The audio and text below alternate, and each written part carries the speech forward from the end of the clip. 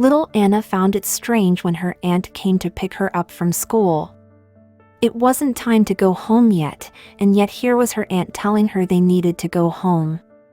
As they got inside the car, she could tell that something wasn't right, but her innocent mind couldn't put a finger on it. As she watched her auntie driving, she could see her face twitching with emotions, but she was trying to act brave. When curiosity got the better part of her, little Anna asked her aunt, "Auntie, is everything all right? Why didn't Mom come and pick me up as she always does? And why is your face sad, Auntie?" With an emotional voice, her auntie replied, "Honey, everything is fine. It's just that for now, your mom and dad won't be coming home. You will be spending time at my house, and I'm sure you will enjoy staying with your cousins." The mention of her cousins made little Anna's heart melt with joy. They were all good friends, and she always looked forward to the day she would visit them. Sensing that her aunt didn't want any more questions, little Anna held her peace, and she soon fell asleep, as it was a long drive to her aunt's place. Finally, they got to her aunt's place, but everything felt amiss right from the moment they entered the gate. Her aunt's compound was full of people, and everyone was in a somber mood. They all spoke in hushed tones, and the moment they saw little Anna, their communication ceased. "Why is everyone acting strange towards me?" Little Anna asked herself as her aunt led her to one of the bedrooms, gave her a nice shower, dressed her up, and then gave her some food to eat. All along, little Anna's restless mind was trying to find a clue to what was really going on, but her aunt kept distracting her with various activities. So 3 days later, little Anna's aunt woke her up earlier than usual. She then told her, "Honey, today we are going to find a new place for your mom and dad." "What do you mean a new place?" "We already have a nice home," replied little Anna innocently. That's when her aunt explained to her that her parents had perished in a grisly road accident while driving from the hospital where Anna's mom had gone to deliver her second-born daughter. She tried the best she could to explain to her, but little Anna's mind couldn't understand the concept of death. According to her, her dad was the strongest man on earth, and so no one was capable of hurting him. Her aunt tried to tell her that her parents had gone to live with Jesus in heaven, but yet again, little Anna couldn't understand why they would leave without her. "Did I wrong them so badly that they decided to abandon me? Auntie, could you at least give them a call and let me ask them why they left without me? Did they get another baby and decided to abandon me? Is it that they didn't want me to meet my baby sister?" She asked her aunt all these questions, to the point that her aunt cried hysterically, not knowing what best reply to give to her niece. No matter how hard she tried to explain, little Anna's 6-year-old mind refused to grasp whatever it is that her aunt was telling her. Later that day, little Anna watched as 3 caskets, belonging to her dad, mom, and her baby sister, were lowered into the grave. She sadly watched as the priest blessed them and wished them a happy stay in heaven.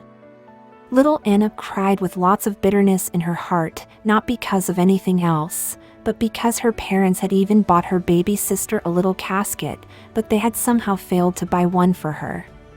She even tried to cry and call for her daddy, but her daddy didn't wake up, let alone listen to her. And for the first time in her life, little Anna felt like the odd one out in her family. The burial ceremony was completed, and everyone went back home. Little Anna couldn't believe that, even with the intense begging she had done on their gravesite, her parents didn't care to listen to her.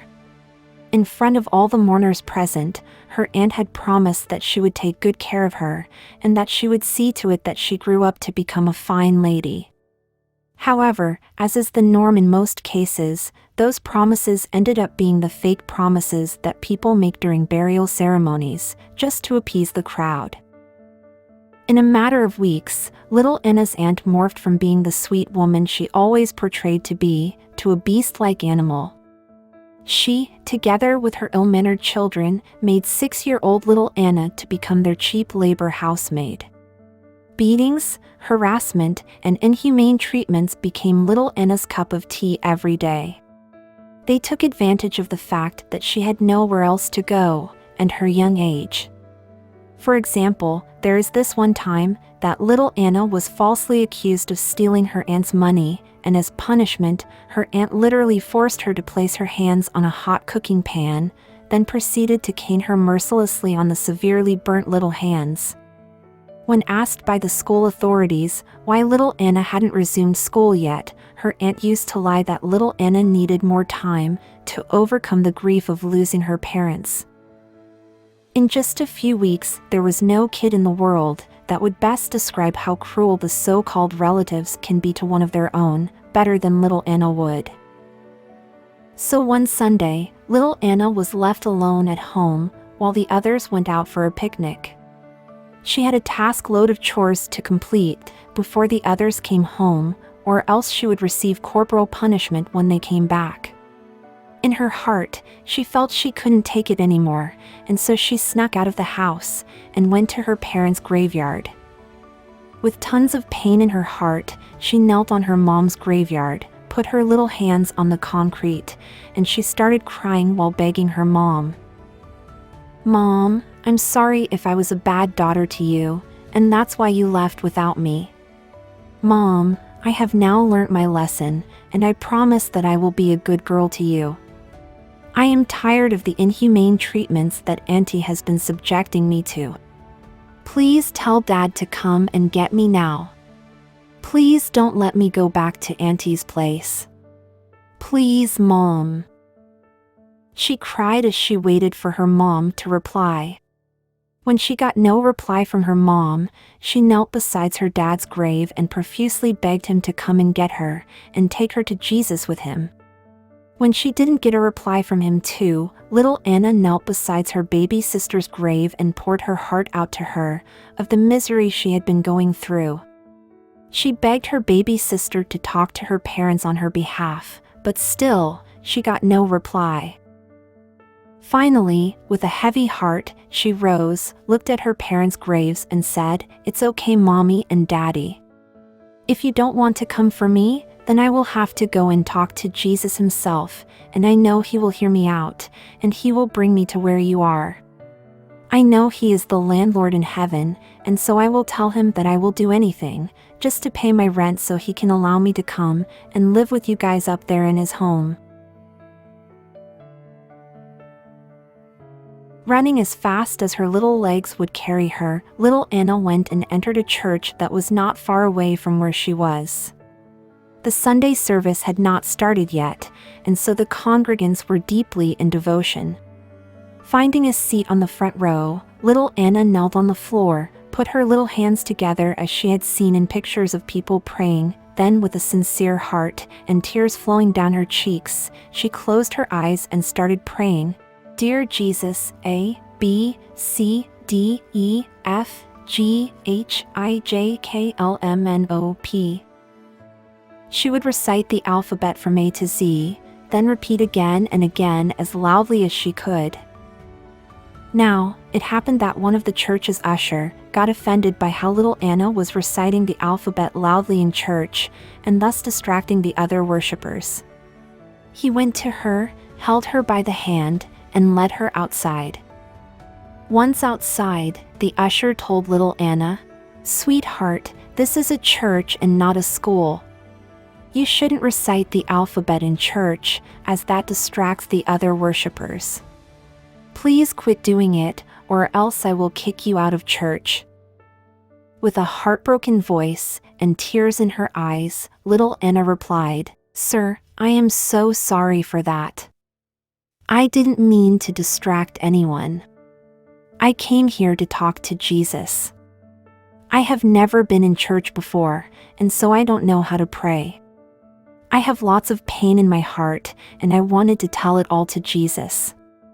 Since Jesus is the one who created words, I was reciting the alphabet to him so he could take the individual letters, put them together to form words, then know exactly what I mean to tell him. I can't explain the pain in my heart, and so I was hoping Jesus would use the alphabet to know exactly what I'm trying to tell him. Earlier today, I had visited my parents' graveyard, but I didn't get any help. So I came here to meet Jesus himself. That's what I was doing while reciting the alphabet to him, before you interrupted me, sir. That reply alone made the usher cry so hard that he took little Anna to the priest. Little Anna then went ahead to explain to them all that she was going through. The priest, being one with lots of connections, told little Anna's story to the press, and the story went viral. Little Anna's aunt was arrested and later sentenced to 50 years in prison. As of little Anna, 2 weeks later, she was adopted by a humble billionaire couple that desperately needed a kid. Finally, the good life had eventually shone on little Anna.